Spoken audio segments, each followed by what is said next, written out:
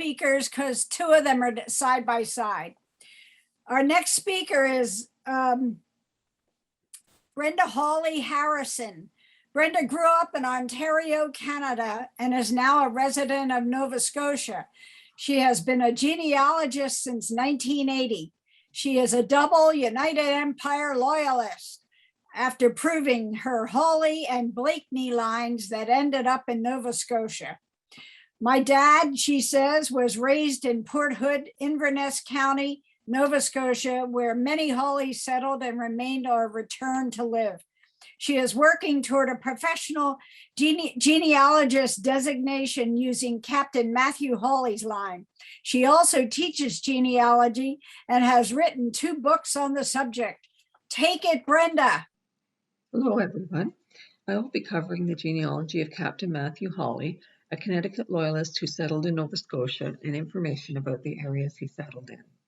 United Empire Loyalists, or Loyalists as they were known, were loyal to Britain during the Revolutionary War. They were often persecuted for their loyalty and had their belongings, including land, buildings, and livestock, confiscated.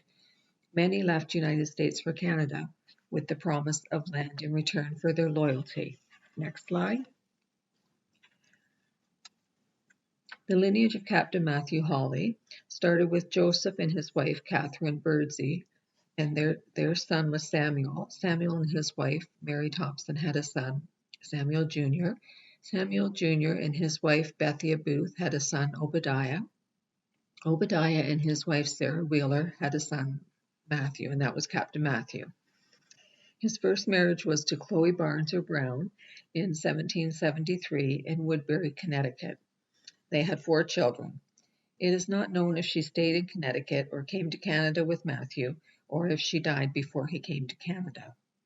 He met Abigail Squires, who was Irish, and had a second family of 8 children in Boylston, Port Hood, and Mabou, Nova Scotia, Canada.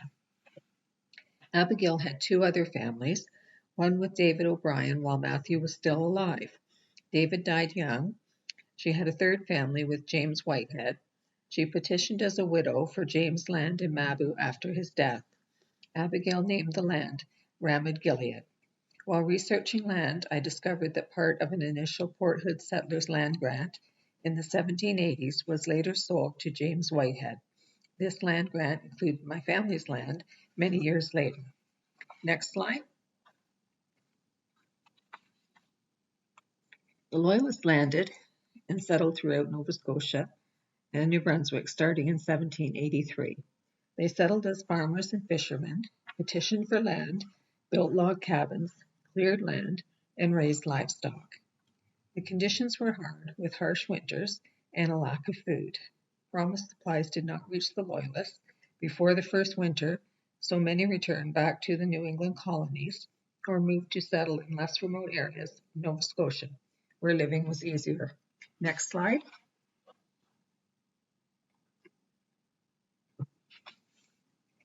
Matthew was a farmer and cooper. He lived in Woodbury, Litchfield County, Connecticut, with his wife, Chloe. He fought in the Revolutionary War for Connecticut, but was loyal to Britain. Because he refused to muster and march with his company to New York and other parts of Connecticut, he was jailed and persecuted. Everything he owned was confiscated. Matthew then had to flee as a refugee. Along with his children and other loyalists, they fled on the troop ship Argo and landed in Halifax, Nova Scotia, in Canada, in 1784. Some loyalists remained in Halifax, others went on to other towns or parts of Nova Scotia, or returned to the New England colonies. Next slide. In the lineage of Matthew and Abigail's children, they had a son, William. William and his wife, Ruth Young, had a son, James. James and his wife, Grace Miller of Hawleyville, Mabou, had a son, Alexander. Alexander and his wife, Annie Russell, had a son, Ariana, and he married Anna Rowland of Ohio. And this line is closer to me. It's my grandparents' line. Most of Matthew's children settled in Port Hood and Mabou, Inverness County, Cape Breton, Nova Scotia. Some descendants settled in Ingonish, in northwestern Cape Breton, and other parts of Canada or United States. Today, locals in Nova Scotia, especially in Cape Breton, descend from these lines. Many descendants spread out over Canada and United States, often for work. Next slide. Nova Scotia is in southeastern Canada, with part being on the mainland and Cape Breton being an island. Nova Scotia and Cape Breton originally were inhabited by Indigenous Mi'kmaq people. Then French Acadians arrived and were later evicted. The European planters group of settlers came next. Scottish immigrants arrived in the 1700s to late 1800s. Loyalists started coming in 1783. Next, English and Irish settlers came as part of the United Kingdom settlement schemes for this new part of the British Empire before Canada was a country in 1867. Next slide. Halifax is along the southwestern coast of Nova Scotia. Some of its history includes that it was founded by Governor of Nova Scotia and Gibraltar in 1749, Edward Cornwallis, who was granted land to settlers. Halifax was the main port for Canada for many years. Today it has a cruise ship port and a major international airport. Next slide. This is Citadel Hill in Halifax. The British defeated the French and destroyed their fort at Louisbourg, Cape Breton.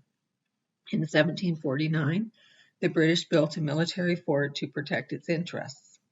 Citadel Hill overlooks all of Halifax.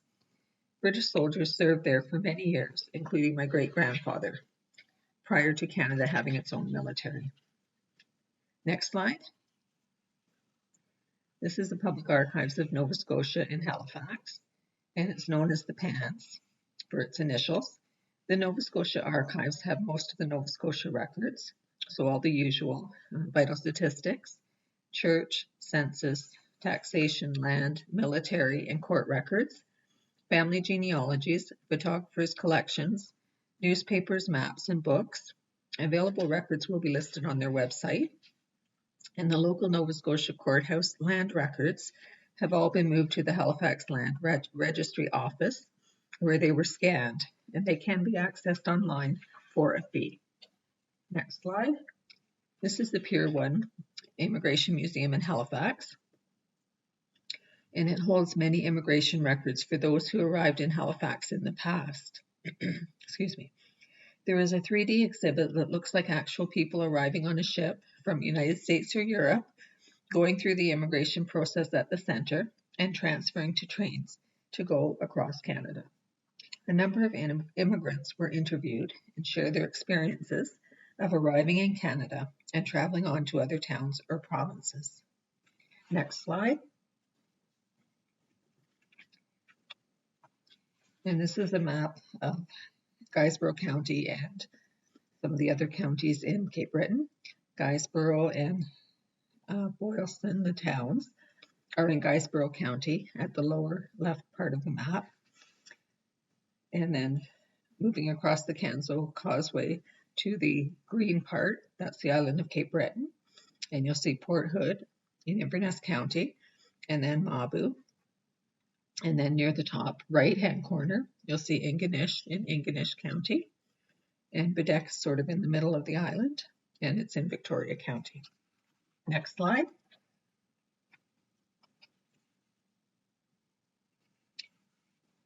Now we move on to Guysborough County. Matthew, his family, and other Loyalist settlers left Halifax on the troop ship Argo for Guysborough County in 1784.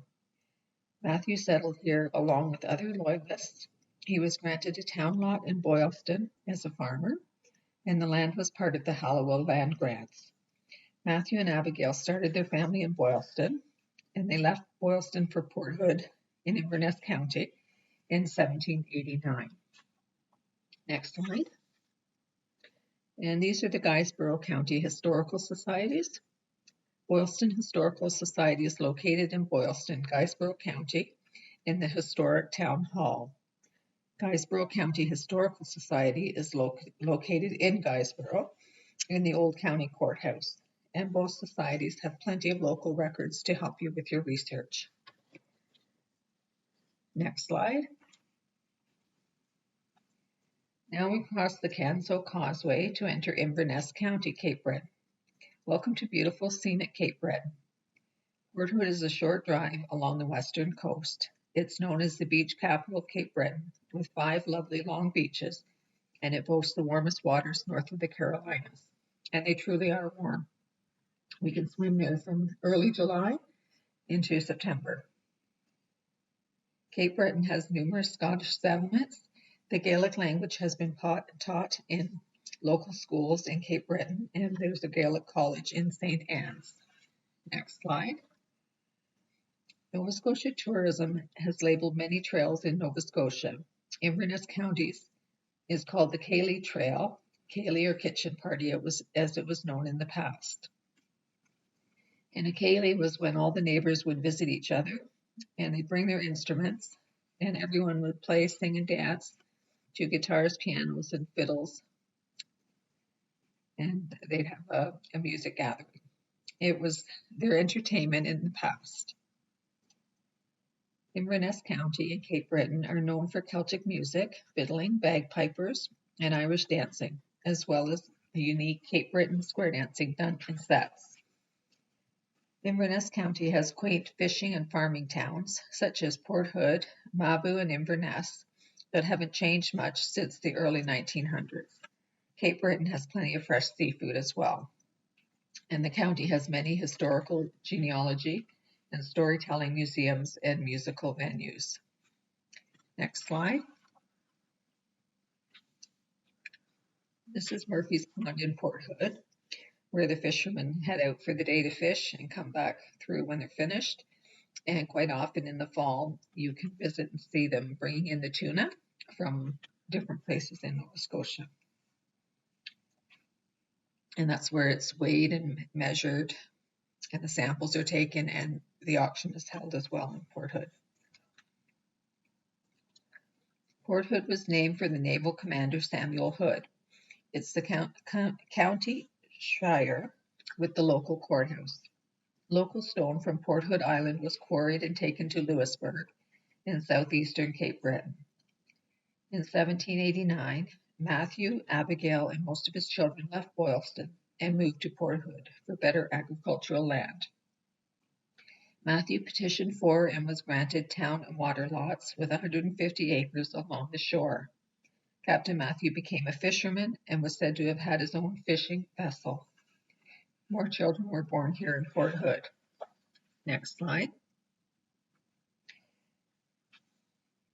The Chestico Museum has plenty of Hawley information, histories of other local families, land and properties, as well as early land maps showing initial land grants and subsequent owners. Staff are very helpful and knowledgeable. Next slide.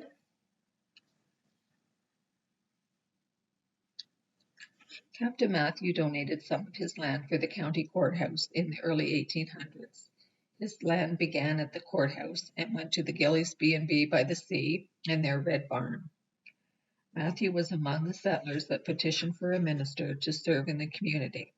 Reverend William Miller was the first minister to come to the area, and Reverend Miller was the father of Matthew's grandson James' wife, Grace Miller. Next slide. Now we move on to the next town, Mabou in Inverness County. Mabou is the original home of the world-famous Rankin family, known for their singing, Celtic music, and step dancing. The sisters now own the Red Shoe Pub with great food and nightly music, Celtic fiddle music, and Irish step dancers. In the photo on the right is the Bridge Museum, and it's pronounced Androchage in Gaelic. It's close to the Red Shoe Pub, a couple of doors down, and has a wealth of information for your research on the Hawley family, many other local families. It has some land grants and records and histories of local homes and properties as well. Next slide.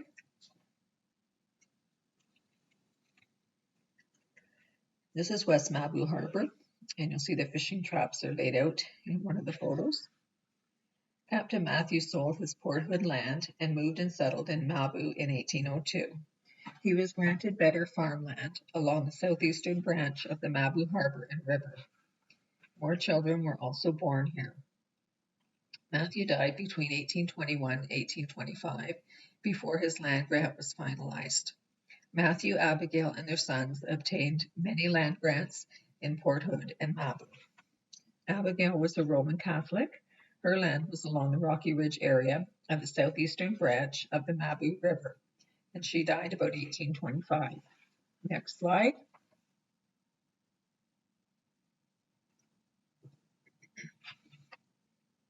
Many early Inverness County settlers were buried in the first settlers' cemetery in Hillsborough, Mabou. The first church in the area was built there in the early 1800s. Captain Matthew and Abigail Squires are buried in different cemeteries.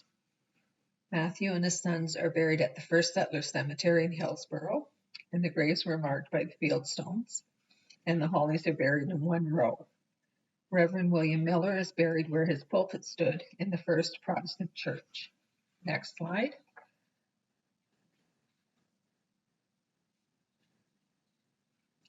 Abigail Squires was buried at the Pioneer Cemetery in Mabou, and this was a Catholic cemetery. Her descendants erected a stone many years later, only listing her second partner and some of the dignitaries in the family. One wintry evening, the stone disappeared. I'll talk more about the stone and other local mysteries and Abigail at next year's reunion. You won't want to miss these interesting stories. After all, I have to keep something for the reunion next year. Ask any local and you will hear many stories about this interesting Irish lady and of the Hawleys over the generations. Next slide. Local venues were built on Captain Matthew Hawley's former land that was donated by his descendants. Delbray Academy is the local high school. The local library is here as well. And the Strathspey Performing Arts Centre is also on this property. It holds many entertainment events, including those of local musicians. A family who are Matthew's descendants perform there each summer. And the other photo on the right side is James and Grace Miller. His wife and their descendants lived in this house, and it was built by James and Hawleyville, or Hawley's Hill as it's known, and the descendants still own the property today. Next slide.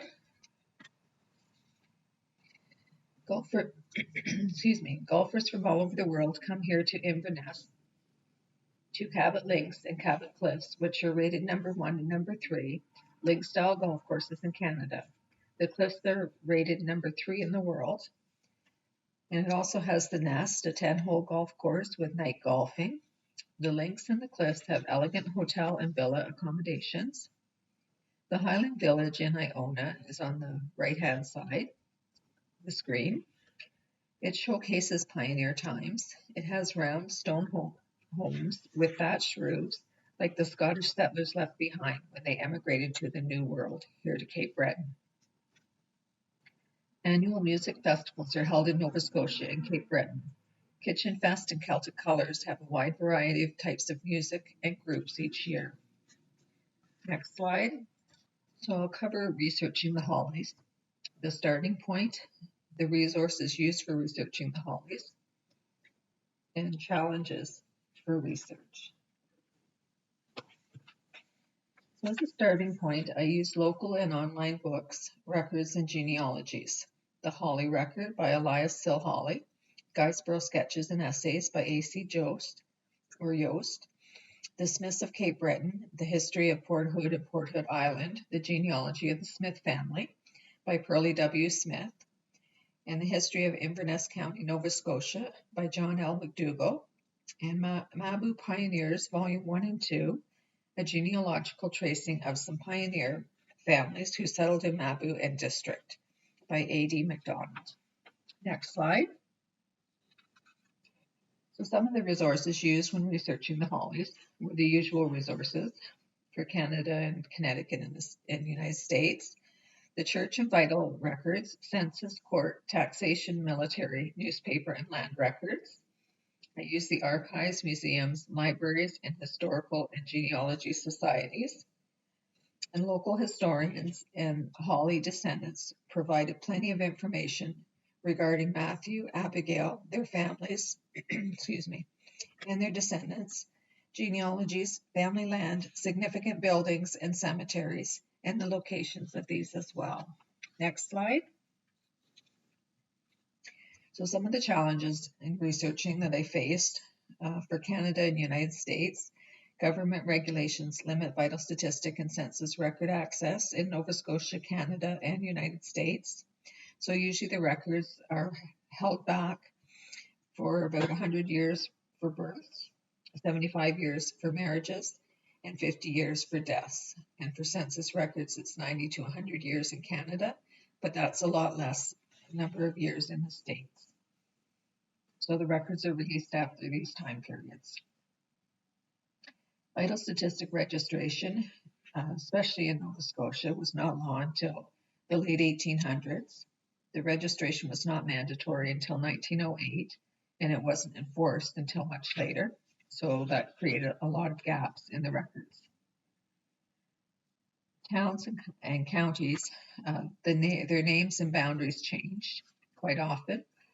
So it's difficult to locate and find what's where. And the records are spread out and have been moved over the years. They're held in many different repositories. And again, that makes it very difficult to find what's where. No Loyalist records were made or kept for Nova Scotia for some reason. So some other resources may be used, and other records relating to the land confiscated, etc., by the Loyalists, they may be available in England. Next slide.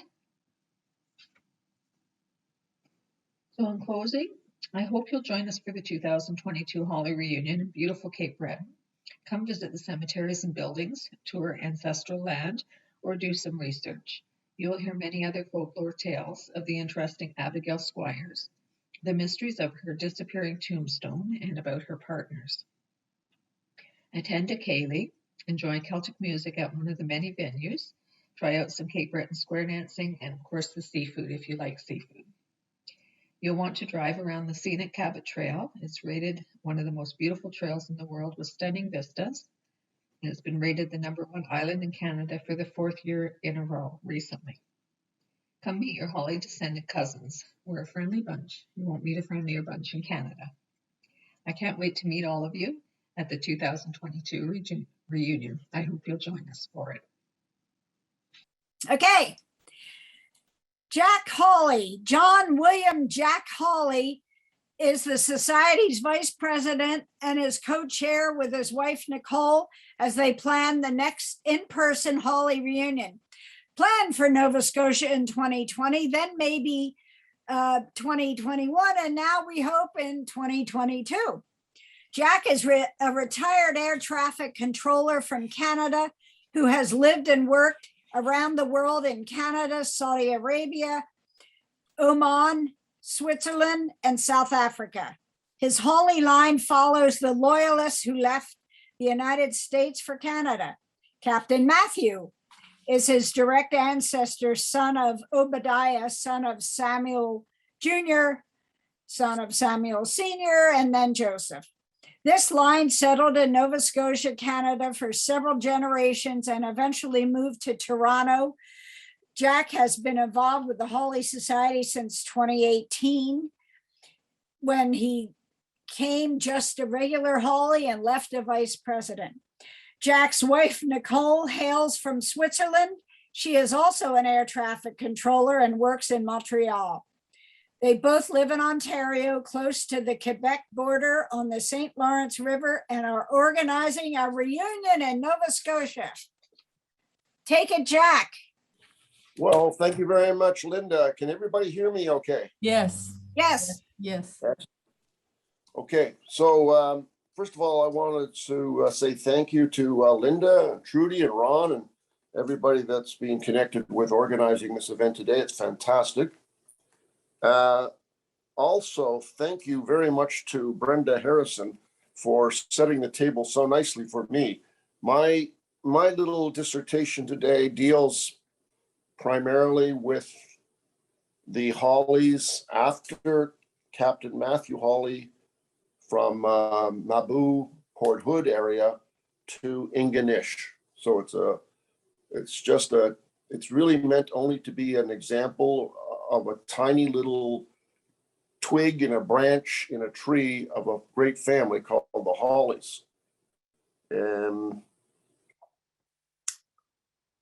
so, as Linda mentioned, I'm a descendant of Captain Matthew Hawley, who descended from Joseph Hawley of Connecticut. When, as Brenda has mentioned, after Matthew Hawley came, or Captain Matthew Hawley came to Gainsborough via Halifax, he then settled in the Port Hood Mabou area and became, as I just learned today, was a fisherman. And they called him Captain Matthew Hawley, I think, because he owned a ship. That was tradition. If you owned the ship, you were the captain. Not necessarily sailing it, but owning it was the important thing. Let me see. Let's have the first slide. Before I continue, I must say, I have a lot of hobbies, but one of them isn't genealogy. I got into this thing in a roundabout way because it was actually Nicole, my wife, who was interested in her own family genealogy, and she started doing some serious research through Switzerland and the rest of Europe, and by and large was frustrated. She didn't find it easy to find information, and I think more or less in frustration, she turned and started looking at my family. And through that, we kind of stumbled upon the Hawley Family Society, and very glad we did. We've met some very nice folks, and it's been very, very interesting since then. So there's some information about Captain Matthew. And again, I don't swear to all of this information because I'm not a genealogist. I'm just a guy. So I got him born in about 1750. He was the son of Obadiah. Came from Westbury, Connecticut, to the Port Hood area via Gainsborough in about 1789.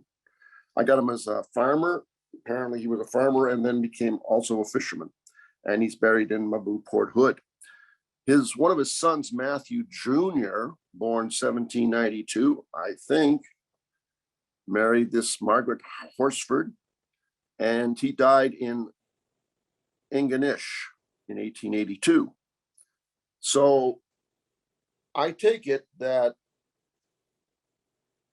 he was one of the first people to move to Ingonish.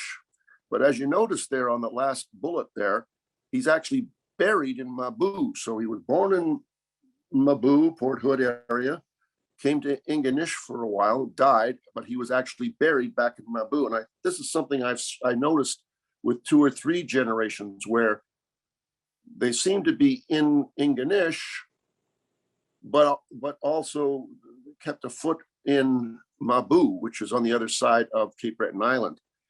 So maybe we'll get some more details about that as we move forward. Next slide. So born in 1792 on the north side of the island. This is Matthew Jr., son of Captain, and died in Ingonish. Wife was Margaret Horsford of Gainsborough. And I put these 2 little pictures in there just to illustrate the possibilities of how they got back and forth. As he was a fisherman, and as the island is not gigantic, it's very likely that they moved back and forth between these 2 places via the water. But, and I have to find this out, maybe they did it on primitive roads, but I don't know when the first road between Port Hood, Mabou, and Ingonish was constructed. I doubt it was the Cabot Trail that goes around the exterior of the island. So when that first road was built between those 2 settlements, I don't know. It is very interesting topography. So building roads and traveling on those roads would be very interesting. Therefore, I think that they probably used their boats a lot. Next slide, please. So again, did he come by land? I put a little red line on the outside of the island there, not very, very thick. Did he go all the way around the North Cape there? Or did he find some kind of a path, road, whatever, to get straight across the island? You can see Mabou and Port Hood on the north side of the island, and Ingonish way over there on the east side of the island, facing out towards the Atlantic Ocean. I do have some resources in Ingonish that I will talk about later, who may very well be able to shed light onto this little question, which I have in my mind. Next slide. Then came Thomas, and what little we know about him so far is that he was probably also into farming. He is my great-great-grandfather, born in Mabou, died in Ingonish Beach. Not sure where he's buried. I think he's also buried in Mabou, but we'll find out as we progress on our little journey. Subsistence farming is probably what most all of these men did for many generations, and even to this day, there's basic farming and fishing going on Cape Breton Island. Next page, please. There's a picture of Ingonish Harbor in the old days with the lighthouse. It's sort of an iconic lighthouse there. That building on the extreme far right is one of many buildings, and there's one center screen as well, which are large fish processing plants. And I remember when I was a little boy going down there and running around playing on all of that stuff down there and jumping on and off the boats. Found it quite interesting, actually, and we used to jump into the water there, have fun. They caught cod, they caught mackerel, they did still do lobster fishing there, and they at the time they did swordfish harvesting. And I remember these fish laid out on the dock, there maybe 12 of them. After a day of fishing, the different boats would come in and they'd lay them out on the dock, and some of them be 6 feet, some of them be 8 feet, some of them be 9 feet long before the sword. It was quite impressive for a little boy from the city of Toronto. Next slide, please. That's a picture of a sword fishing fleet on the east coast of Canada. I had an opportunity to go out once on a ship and see them spear and catch a swordfish. It was a very, very exciting experience, although I don't know if I'd want to do that as a living. Pretty dangerous work, actually. Oh, by the way, I was not born in Cape Breton Island, but according to my mother and father, I was conceived in Cape Breton Island on Smoky Mountain near Ingonish Beach. My parents were down there for my grandmother's funeral, and that is apparently where I came into being, and I was born 9 months later in Toronto, Ontario. Next slide, please.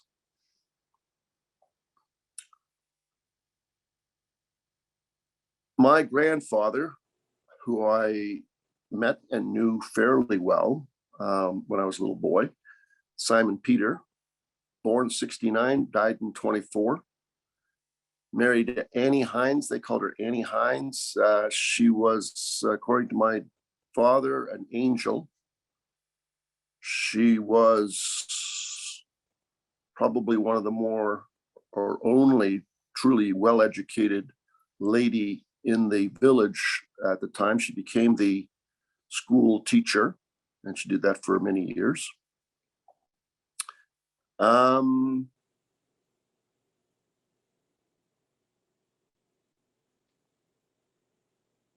they had many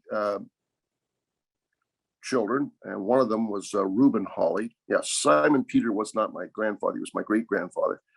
One of their children was Reuben Hawley. That's my grandfather. Yeah, there we go.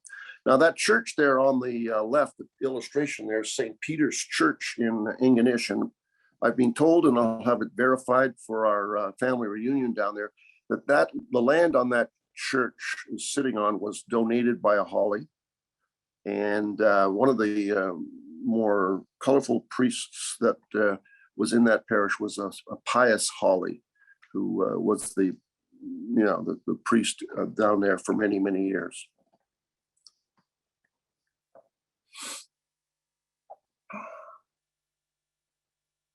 Next slide, please. That's another picture of this beautiful, beautiful church. To the left is the graveyard, and in that graveyard there are a number of graves associated with the Hawleys, and perhaps we'll be able to take a tour of that graveyard one day and look at some of those things. Again, this is a typical branch of the Hawley family. This could be replicated many, many times over around the world, probably. Next slide.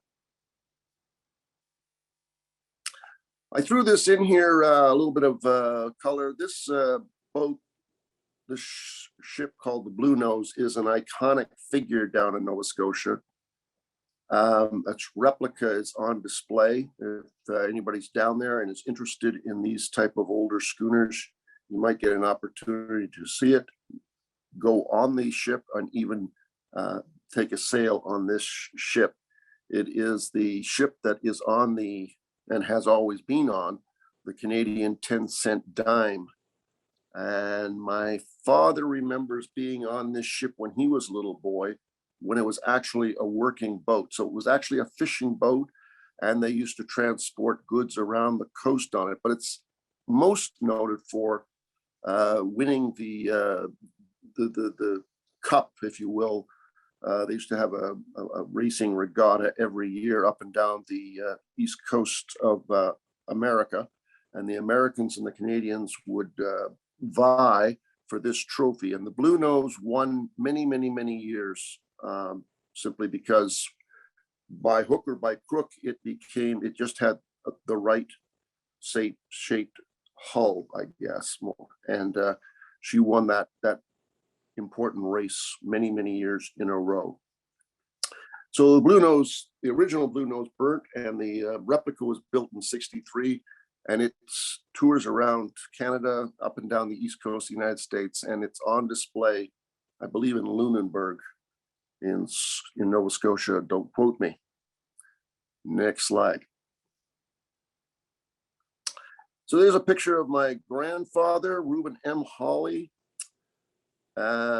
He was a good guy. I used to go down and visit him when my dad was rebuilding the family home down there in Ingonish, and I got to know my grandfather. He then came to visit us every winter in Toronto, stayed with us for several years when he got older, and because the winters down in Ingonish were pretty severe. He married Mary Cassie Hawley, like I said before. She was a Macquarie, came from the north side of the island again, from Port Hood, Mabou area, and she hails from Little River, Newfoundland originally. That picture down, that smaller picture down in the corner there is Reuben on the extreme left. My father, Simon Leo, the chap with the beard is me, and the little guy sitting there beside me is my son, Christopher. That picture is taken in Ontario. Next slide, please. So my father, born in 25, died in 84. He grew up in Ingonish. Helped, I think, with the farm. I think he told me they had a cow and a horse or a pig or something like that. A little bit of subsistence farming again. Was very, very, very happy when the war broke out and he could finally get to go and do something. So he went basically from flying a plow, standing behind a horse pulling a plow, to flying what were pretty sophisticated aircraft in the Air Force during the war. Married my mom, and he was a police officer in Toronto for many, many, many years. Loved Nova Scotia, loved Ingonish, loved the people down there. Next slide, please. That's me. I'm married to Nicole Hawley, the only really great thing I ever did. An air traffic controller, retired now. Fought hard in the election, campaigned tirelessly, and become the vice president of the Hawley Family Society. As I said before, I was apparently conceived on Smoky Mountain, and according to my mathematics, that is true. Next slide, please. So Brenda's done a great job of explaining the geography down there. This little map shows once again Cape Breton Island. I bring it up because you see Port Hood basically is on the north side of the island. Ingonish is way over there on the east side of the island. And I put a circle around this place called Louisbourg National Historical Park. And the reason I did that is Louisbourg is a very important place historically for Canadians. It was originally a French controlled area.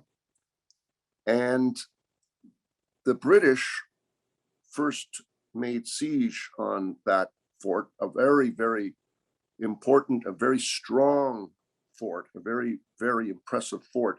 They laid siege to the British in 1745, and after a relatively short period of time, because they kind of snuck in the back way, they won that battle. And a few years later only, the fort was turned back to the French. The British traded Louisbourg for a place called Madras in India. It's sort of like, it sounds a little bit like Monopoly, where you give me the red property and I give you Park Place or something like that. But that's what they did.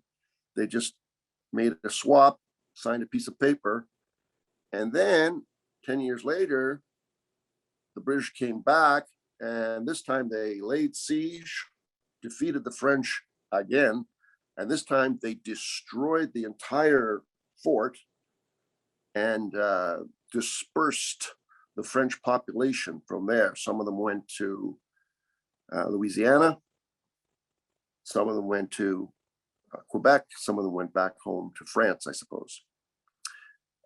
Captain Matthew Hawley was involved in that fight, not the Captain Hawley that we know, but there was a Hawley involved in that battle in Louisbourg, and we're going to learn more about that maybe when we are joined again down in Cape Breton next year or the year after. Next slide. Fort Louisbourg again. We won't dwell on this down there, but like I said, it's a very interesting place. It's being rebuilt, incidentally. It's a big tourist attraction now. At the time, Louisbourg was the fourth largest harbor in North America. So that was up against some pretty stiff competition. So fourth largest, that's a pretty big place, and very, very important strategically for the defense of Upper and Lower Canada and the Atlantic provinces. Next slide. Now this man, Ken Donovan, a friend of my father's, very colorful character, retired historian. He's always been in Ingonish. past president of the old Sydney Society, Sydney, Nova Scotia, big city there in Cape Breton.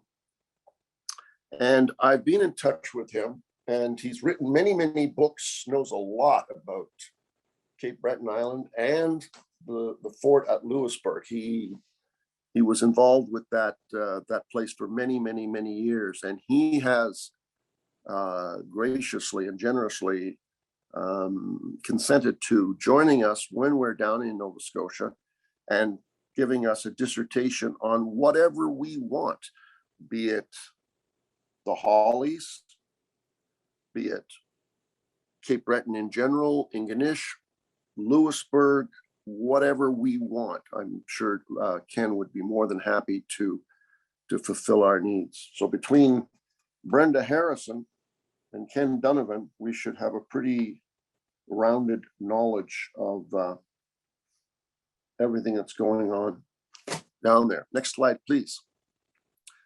It's a book written, if you ever get a chance to look at this thing, it's basically, it's just births and deaths and marriages and stuff like that. It's not written in story format. It's just a sort of a chronicle of everybody who lived down there in Ingonish. Interesting in a way, but not my cup of tea. But for somebody like Brenda or Trudy, that maybe this would be interesting. Next slide.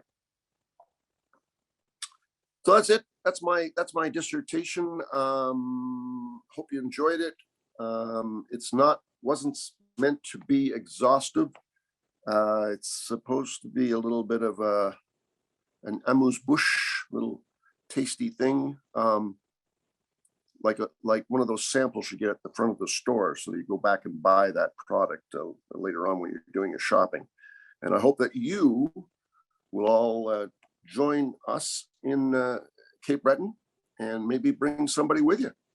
It's a beautiful, beautiful, beautiful place. Much to do, much history. The first airplane that ever flew in Canada was flown off of a lake near Bedeck. Alexander Graham Bell's residence was there. Alexander Graham Bell, incidentally, has a connection to Ingonish, and I have photographs of him in Ingonish. Thank you, Jack. That was great. We have a movie created by Nicole Hawley to entice you. If that didn't do enough, this will.